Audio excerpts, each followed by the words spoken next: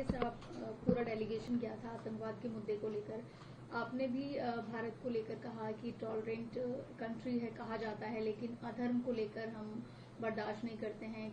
कृष्ण जन्मभूमि क्या उसका नहीं, जो कृष्ण भगवान का उपदेश था भागवत गीता में, उसका सार ही यही है। जब अर्जुन कहते हैं कि मैं अपने परिवार से कैसे लड़ूं, तो वो कृष्ण भगवान ही कहते हैं कि जब अधर्म होता है तो धर्म का स्थापना कर कर युद्ध लड़नी पड़ती है धर्म की स्थापना के लिए। तो मैंने वही बात रखी कि हाँ, हम महात्मा गांधी जी के देश हैं, हाँ हम गौतम बुद्ध के देश हैं, पर हम भगवान श्री कृष्ण के भी देश हैं कि जब जब अधर्म आता है और आतंक की तरीके से आता है तो हमें उस धर्म निभाने के लिए और धर्म वापस स्थापित करने के लिए हमें युद्ध लड़ना पड़ेगा।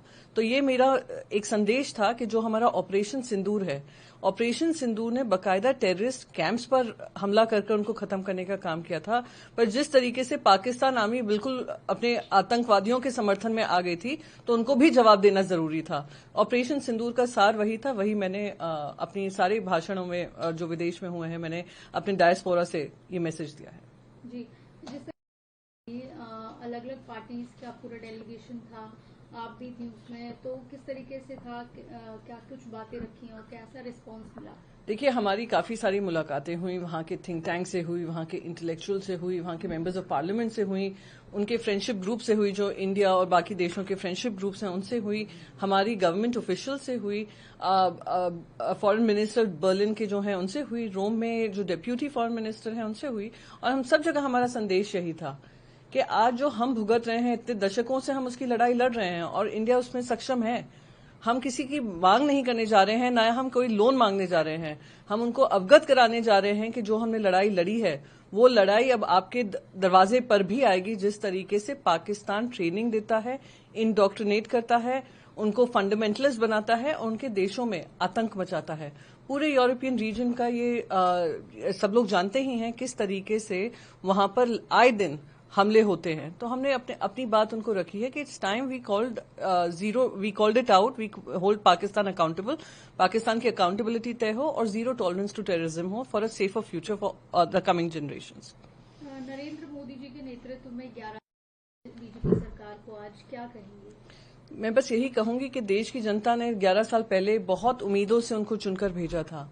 बहुत सारी बातें हुई थी, आतंकवाद को भी लेकर, 56 इंच सीने को भी लेकर, लाल लाल आंख को भी लेकर, जनता को, युवाओं को रोजगार देकर, किसानों की आमदनी दुगनी कर कर, महिलाओं को सुरक्षा देकर बहुत सारे वादे किए गए थे। पर अगर आज 11 साल में हम देखें वो वादों को पूरा करने में भारतीय जनता पार्टी कितनी सक्षम हुई है, वो उनके तीसरे टर्म के इलेक्शन में ही पता चल गया था, जब उनको बहुमत से दूर रखा था यहाँ की जनता ने। तो आज उनको समीकरण करने की जरूरत है कि जो जो वादे हर स्टेज पे जाकर किए हैं, भारतीय जनता पार्टी ने किए हैं, उसका क्या हुआ। और 11 साल हुए हैं, अब उम्मीद करती हूं कि आने वाले 4 साल में जो जनता से बातें कही थी, युवाओं को वादा किया था, किसानों को वादा किया था, महिलाओं को वादा किया था, उसको पूरा करने में सक्षम रहेंगे। गृह मंत्री अमित शाह कह रहे हैं कि जल्द ही तमिलनाडु और पश्चिम बंगाल में भी बनेगी, उनके कान हमेशा तमिलनाडु की ओर लगे रहते हैं, क्या करेंगे? अपनी पार्टी का कैंपेनिंग कर रहे हैं तो ये तो नहीं कह सकते हैं कि हार तय है, तो वो अपनी बात रख रहे हैं। पर वहां की जनता जागरूक है, जनता तमिलनाडु हो, वेस्ट बंगाल हो, बिहार हो, वो आने वाले समय में इसका जवाब देंगे। इसके साथ ही कांग्रेस के नेता जयराम रमेश कह रहे हैं कि बिना स्क्रिप्ट प्रधानमंत्री नरेंद्र मोदी ने। मैं बस इस पे यही कहना चाहूंगी कि जो प्रेस कॉन्फ्रेंस की बात है, जो जनता से बात करने की बात है, वो सब प्रधानमंत्री नरेंद्र मोदी जी को 11 साल हुए हैं।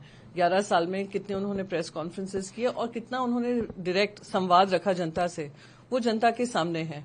और रही बात क्वेश्चन आंसर की, ये तो बात साबित है कि क्वेश्चन आंसर जहां भी हुए हैं, कहीं ना कहीं भारतीय जनता पार्टी अपनी जवाबदेही से भागी है। एक मणिपुर को लेकर भी है कि ये कहा जा रहा है कि अभी भी धधक रही है वहां पर आग, और मितई नेता की गिरफ्तारी को लेकर इम्फाल में बंद और सड़क जाम किया गया है। जिस तरीके से मणिपुर पे अभी तक वायलेंस पे काबू नहीं हो पा रहा है, ये दुर्भाग्यपूर्ण है।